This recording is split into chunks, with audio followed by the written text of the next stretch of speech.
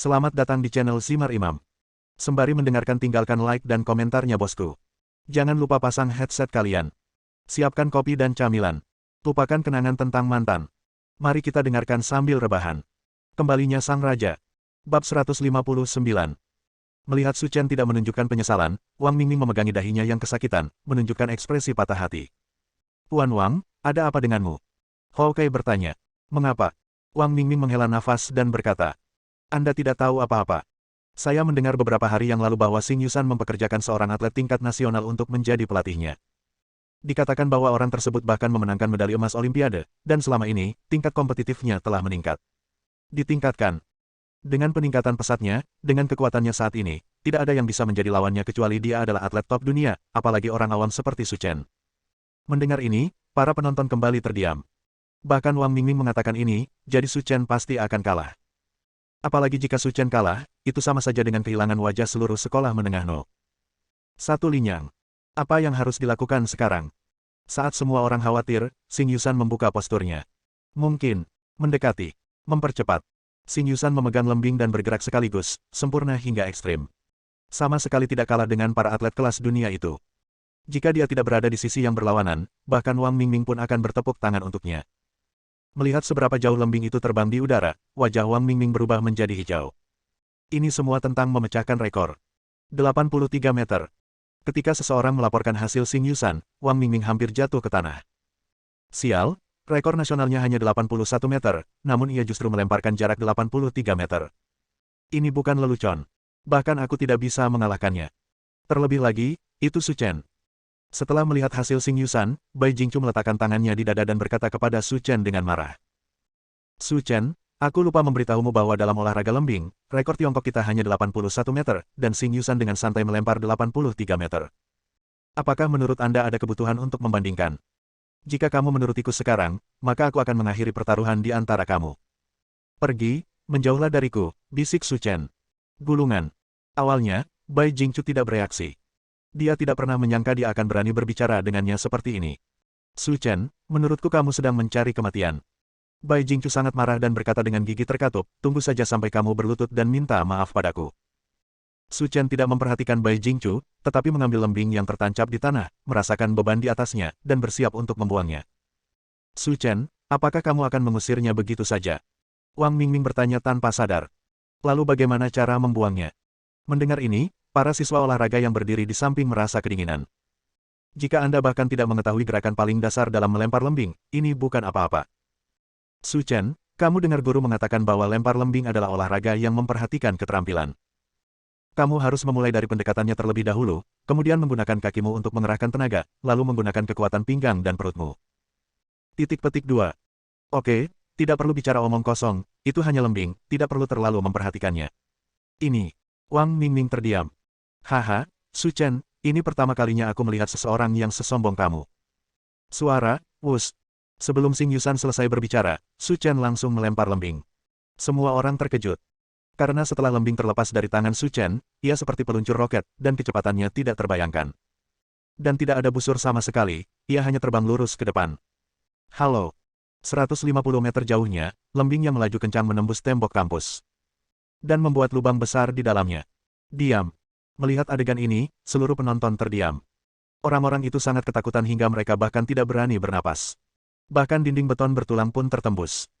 Jika tidak ada tembok yang menghentikan kita, seberapa jauh kita harus terbang? Aku seharusnya berada lebih jauh darimu. Kamu bisa memenuhi taruhanmu. Su Chen berkata dengan tenang. Tidak, itu tidak mungkin. Akulah yang memecahkan rekor nasional, bagaimana kamu bisa mengalahkanku? Kata Xing Yusan dengan wajah pucat. Bodoh, faktanya ada di depanmu. Apakah kamu masih ingin berdalih? Berlututlah di tanah dan panggil ayah. Kami semua menunggu. Wajah Xing Yusan menjadi merah dan putih untuk beberapa saat. Bukan hal yang memalukan untuk kalah. Namun, jika Anda memanggilnya ayah di depan banyak orang, maka Anda tidak akan merasa malu di Provinsi Jiangnan. Oh tidak, jangan biarkan dia pergi ke sana, percaya atau tidak, aku akan membunuhmu. Xing Yusan yang marah meraung, hampir membuat Chen Tianyu takut sampai kencing, dan buru-buru bersembunyi di belakang Su Chen, takut orang gila ini akan melakukan sesuatu padanya. Melihat orang-orang di sekolah menengah No. 1 Linyang semuanya ditekan olehnya, Xing Yusan menunjukkan ekspresi bangga di wajahnya, dan berkata kepada Su Chen dengan jijik. Bizaizi kecil, apa yang bisa aku lakukan meskipun kamu menang? Aku tidak akan menepati janjiku, apa yang bisa kamu lakukan padaku? Su Chen tersenyum dengan tenang. Aku tidak bisa melakukan apapun padamu, aku akan mematahkan kakimu saja. Ya Tuhan, apakah kamu membuatku tertawa? Biar ku beritahu, aku berlatih tinju di sekolah dasar dan sekolah menengah pertama. Meskipun sekarang aku telah beralih ke lempar lembing, aku tidak meninggalkan keterampilan tinjuku. Apakah kamu ingin mencobanya? Itu. Apa? Mengapa tidak? Mendengar sikap arogan Su Chen, Bai Jingchu yang berdiri di samping menghentakkan kakinya dengan marah dan memerintahkan Xing Yusan untuk berkata. Xing Yusan, apa yang masih kamu lakukan? Naik dan pukul dia, pukul wajahnya. Bukankah dia tampan? Hari ini aku akan memukulinya dan menjelekkannya. Mari kita lihat bagaimana dia bisa pamer di depan dari nona muda ini. Baiklah Jingchu, serahkan saja anak ini padaku. Aku pasti akan menghajarnya sampai ibunya tidak mengenalinya. Setelah mengatakan itu, wajah Xing Yusan menunjukkan gelombang cibiran. Dia menggerakkan pergelangan tangannya dan berjalan menuju Su Chen, seolah menatapnya dengan dagunya. Nak, kamu bisa melapor ke rumah sakit sebentar lagi. Begitu dia selesai berbicara, Xing Yusan mengayunkan tinjunya begitu keras sehingga tidak ada orang lain yang berani melihatnya. Ada suara, pop. Yang mengejutkan adalah Su Chen benar-benar menangkap tinju Xing Yusan. Dan itu dijepit erat, membuatnya tidak bisa bergerak. Bagaimana ini mungkin? Kamu benar-benar bisa menahan tinjuku.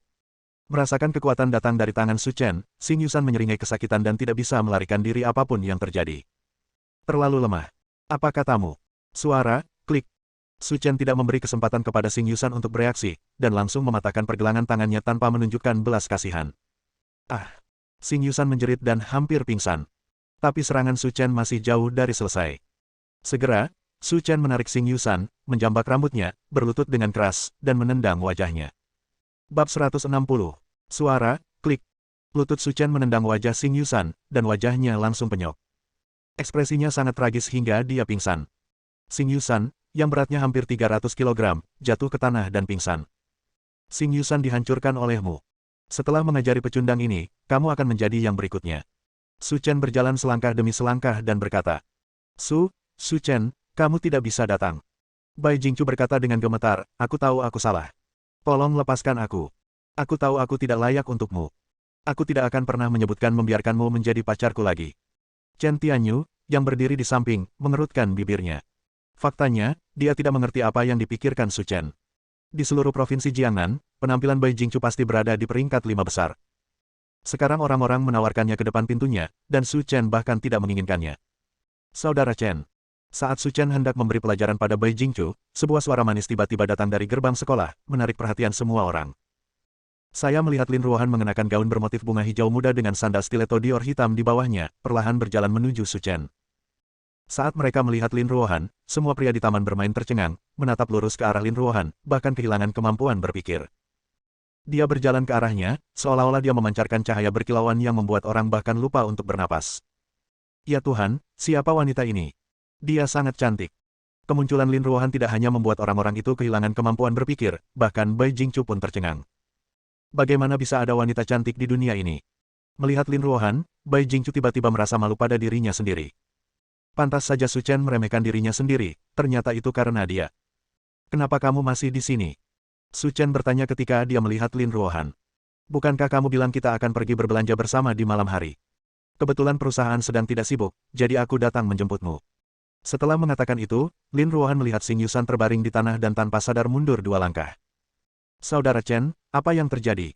Saya bertemu dengan 2 orang yang tidak membuka mata dan memberi mereka pelajaran. Lin Ruohan biasanya kurang memperhatikan urusan Su Chen, jadi dia berkata. Saudara Chen, apakah kamu sudah selesai menangani semua masalah di sini? Bisakah kamu pergi sekarang? Mendengar kata-kata Lin Ruohan, Bai Jingchu merasa sangat senang. Jika wanita ini memanggil Su Chen pergi, maka dia akan aman. Kamu pergi ke mobil dan tunggu aku dulu. Ada beberapa hal lain yang harus kamu urus. Baiklah, aku akan menunggumu di dalam mobil. Lin Ruohan patuh dan tidak banyak bertanya. Dia berbalik dan berjalan keluar sekolah dan kembali ke mobilnya.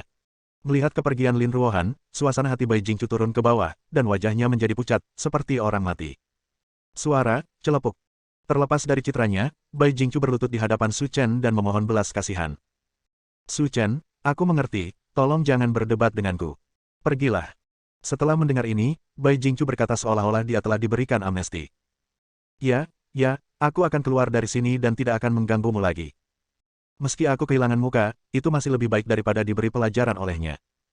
Melihat Bai Jingchu berlari keluar, Su Chen berbisik dari belakang. Apakah aku membiarkanmu pergi? Bai Jingchu tertegun dan berkata dengan gemetar, apakah kamu tidak melepaskan aku? Aku sudah bilang padamu untuk keluar. Ini. Wajah Bai Jingchu menjadi pucat dan dia bahkan tidak bisa berbicara. Apa? Apakah kamu masih punya pendapat? Alis Su Chen terangkat dan dia berkata dengan dingin. Melihat ekspresi Su Chen, Bai Jingchu hampir mati ketakutan, tubuhnya roboh tak terkendali, dan dia berkata dengan gemetar. Aku akan keluar dari sini, aku akan segera keluar dari sini. Pada akhirnya, di bawah tatapan orang lain, Bai Jingchu benar-benar keluar dan menjadi bahan tertawaan semua orang. Setelah berurusan dengan Xing Yusan dan Bai Jingchu, Su Chen juga keluar dan bertemu Lin Ruohan. Katakan padaku, kamu ingin pergi kemana? Su Chen bertanya setelah masuk ke dalam mobil. Saya pergi ke Times Square. Saya melihat begitu banyak rok indah dan sepatu hak tinggi di sana. Saya harus membeli semuanya hari ini. Setelah selesai berbicara, Lin Ruohan lupa menambahkan, saya tidak membawa uang ketika saya datang ke sini, jadi Anda mengeluarkan uang untuk membelikannya untuk saya. Su Chen tersenyum dan menggelengkan kepalanya. Dia sudah sangat tua dan masih terlihat seperti anak kecil. Ayo pergi, kamu bisa memilih apapun yang kamu suka. Aku akan membelikannya untukmu selama kamu menyukainya. Cukup. Lin Ruohan mengangkat kepalanya tinggi-tinggi dan berkata dengan sangat arogan. Setelah Su Chen dan Lin Ruohan pergi, Bai Jingchu yang dipermalukan muncul di sebuah gang dekat sekolah menengah No. 1. Dia memandang Su Chen dengan tatapan sinis dan mengertakkan gigi dan berkata, aku tidak akan membiarkanmu pergi. Setelah mengatakan itu, Bai Jingchu mengeluarkan ponselnya dan memutar nomor bernama Tuan Li. Kamu sebenarnya meneleponku. Kenapa, kamu mau mengorbankan dirimu sendiri? Tuan Li, bukankah Anda selalu ingin melihat saya mengenakan seragam pelajar? Saya sudah menemukan jawabannya dan memutuskan untuk memenuhi permintaan Anda. Sekarang kamu sudah mengetahuinya, ayo pergi. Aku akan meminta seseorang untuk memesan kamar. Aku akan melampiaskan amarahku padamu hari ini. Meskipun keluarga Bai masih memiliki pengaruh tertentu di Provinsi Jiangnan, pengaruhnya terlalu kecil dibandingkan dengan orang-orang di telepon. Di dunia ini, jika Anda tidak bisa mencapai puncak kekuasaan, dimanapun Anda berada, Anda akan menjadi mainan di mata kelas atas. Sama seperti Bai Jingchu sekarang. Jangan terlalu khawatir. Bai Jingchu berkata dengan marah.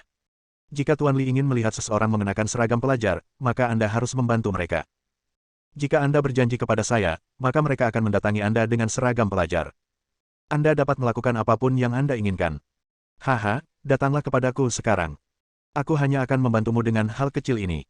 Setelah berkendara beberapa saat, Su Chen dan Lin Ruohan tiba di Oriental Times Square. Ketika mereka turun dari mobil, Lin Ruohan sudah bersiap-siap dan siap membunuh Su Chen. Melihat sikapmu, sepertinya kamu ingin membeli seluruh mal.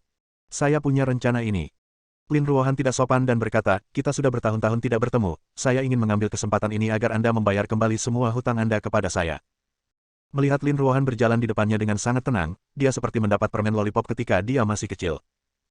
Berjalan di belakang, Su Chen mengirim pesan kepada Su Shihan, menyuruhnya membeli Times Square dan menyiapkannya untuk Lin Ruohan, sebagai hadiah untuk melengkapi dirinya selama bertahun-tahun. Ketika mereka tiba di mal, Lin Ruohan karena kebiasaannya menggandeng lengan Su Chen dan menariknya ke kiri. Saudara Chen, ayo lewat sini. Ada toko yang menjual pakaian dalam di sana. Jangan ke sana. Bersambung.